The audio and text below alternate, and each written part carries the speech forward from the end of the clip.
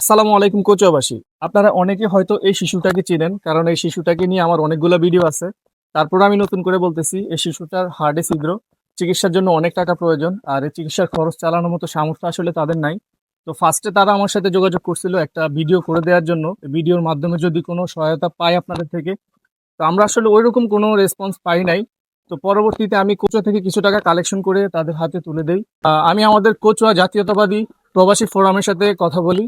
তো প্রবাসী ফোরামের যেই সংগঠন আছে সায়েম, তো সে তাদের সংগঠনের সাথে কথা বলে, তো তারা একটা আশ্বাস দেয় যে বাচ্চাটা পরিবারের জন্য তারা একটা সহায়তা দিবে।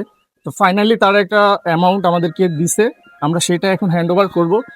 আমাদের কচুয়া প্রবাসী জাতীয়তাবাদী ফোরামের সংগঠনে যারা নেতৃবৃন্দ আছে, বিশেষ করে সভাপতি, সাধারণ সম্পাদক, সবাইকে অসংখ্য ধন্যবাদ। আর স্পেশালি সায়েমকে আমি ধন্যবাদ জানাতে চাই, কারণ সায়েমের মাধ্যমেই আমরা আসলে এই টাকাটা, এই সহায়তাটা পাই। আর তাদের সংগঠনটা আসলে খুব বেশি একটা বড় না, কয়েকজন প্রবাসী মিলেই তাদের এই সংগঠন। তারপরেও তারা যে নিজ উদ্যোগে এই প্রচেষ্টাটা করছে, এটার জন্য তাদেরকে অসংখ্য ধন্যবাদ। আর বিশেষ করে আমি আমাদের সুমন ভাইয়ের দৃষ্টি আকর্ষণ করতেছি। উনি যেহেতু আমাদের ভবিষ্যৎ নেতা, বর্তমান নেতাও ভবিষ্যৎ নেতা, তো উনি ওনার দিক থেকে যতটুকু সম্ভব একটু সহায়তা করবে, বাচ্চাটার পাশে থাকবে। আর বিশেষ করে সরকারিভাবে যে একটা অনুদান বা একটা সহায়তা, সেটা যেন সুমন ভাইয়ের মাধ্যমে আমরা পাই, আমরা সেই আশাটা করব।